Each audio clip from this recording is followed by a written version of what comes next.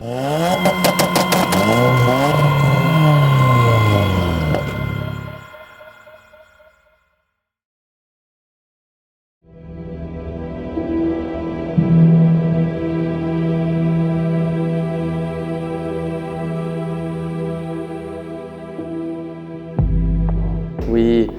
all started loving cars at an early age and then kind of took it a next step further by starting a workshop and kind of trying to bring things we saw and imagined to life, essentially.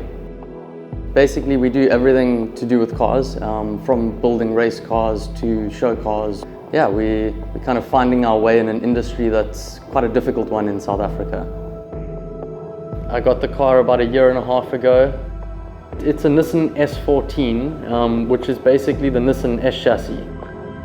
I think it's a brilliant car, and you know, it's something that you see in all the magazines and things like that overseas and on the internet, and it was just something I kind of fell in love with. So I managed to find one, a really decent quality one.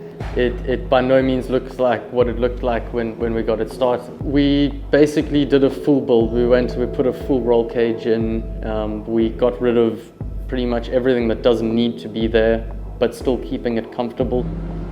We've made our own custom straight pipe exhaust.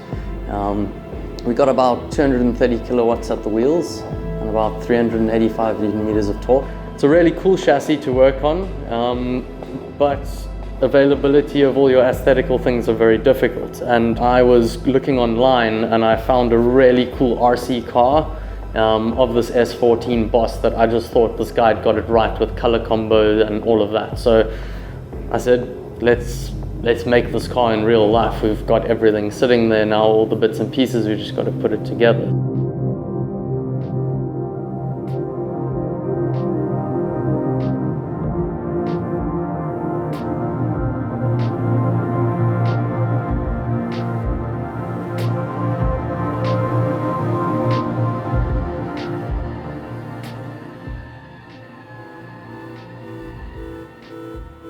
Well, I met Dan at Gymkhana Grid last year. We were up there with Jason and the Mustang, and they were actually pitting next to us, and there's always a time at a race where someone needs some help, whether we needed a certain tool that we maybe didn't have with us or they needed something, and we kind of just connected, and then from there we were hanging out in the evenings, and since then we've become friends. And Dan said he wanted to come down to Cape Town for a little bit of a holiday, so I suggested, hey, well, we've got Drift City, I've got an S14 sitting here, let's plan it around that. Drift City, it's been going for 3 years, at the Grand Parade on the 24th of September, which is Heritage Day. I mean, just those two factors alone with the mountain as a backdrop, that alone ticks all the boxes for me. Hi, my name's Danny, I'm from London, UK. I'm here now to compete in Drift City. I've been competing in Gymkhana Grid for 5 years now. So I started about 8 years ago. Friends of ours invited me down to a drift day, and they gave us some lessons and kind of got the bug from there, and then bought my first drift car about 6 years ago, and then just started messing about and then building up from there, really. Competing in little competitions, local stuff, Formula G, doing some drift days, and that's what's got me into where I am now. The highlights is getting the podiums. That's what we all want. We're all aiming for the top spot, but being there on one of the three is everything that you aim for. Obviously we want the highest one possible, but that isn't always possible. The smell of fuel, the smell of rubber, that adrenaline when you sat at the start line, you look across at your opponent, you're watching the lights drop, and then you just go. Yeah, I love it.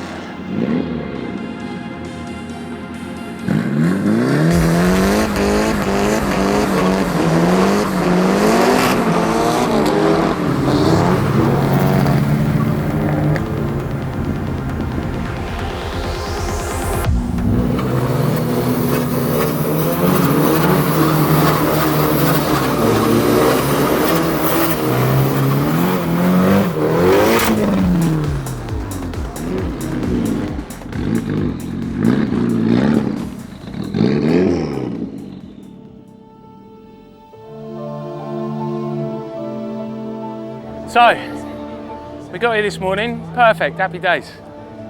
Set everything up, went out and done the first burnout for the first run.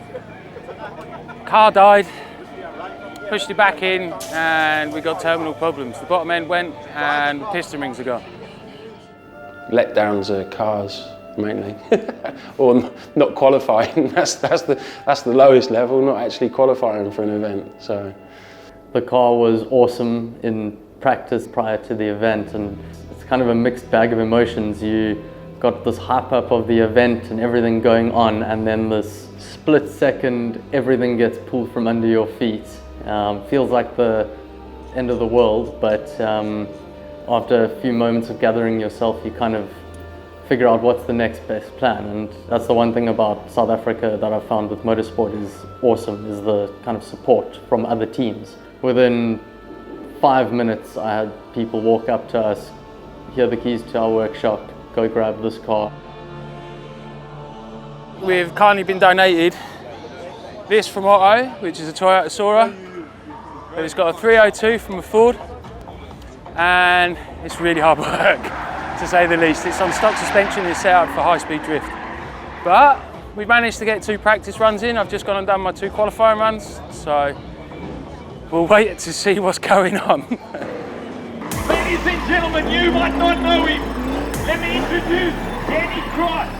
He is an international drift athlete as well as an international Gymkhana athlete. Craven Motorsport just came to the rescue. They have literally borrowed Arthur Craven's rocket car, which is his practice car.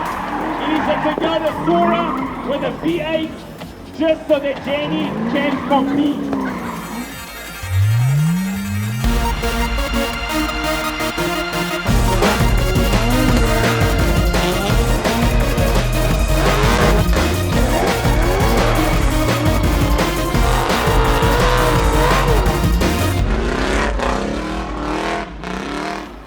So yeah, I suppose the positive things that that ended up kind of coming from this were the fact that we still got to compete. It's something you learn from, and you can only improve so that you can avoid situations like that in the future. The things that have now come from that are in the pipeline, there's possible future builds and collaborations and all sorts of things that wasn't even thought of before the day of the event and all the kind of chaos erupting.